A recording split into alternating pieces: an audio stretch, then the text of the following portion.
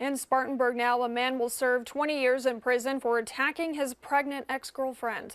The solicitor's office says police responded to shots fired on Imperial Drive back in March of 2021. That's when Jamie Cates tried to run from police but was taken into custody after officers used a taser. Well, a couple months later, the solicitor's office says Cates went into his ex's home and broke into her bedroom while she was sleeping. She tried to get away, but investigators say he chased and hit her multiple times, and then a neighbor actually helped the woman escape. The victim was also pregnant and sadly lost the baby. Cates pleaded guilty to multiple charges, including criminal domestic violence. He also pleaded guilty to resisting arrest. He must serve 85% of his 20-year prison sentence. We're moving on to new details.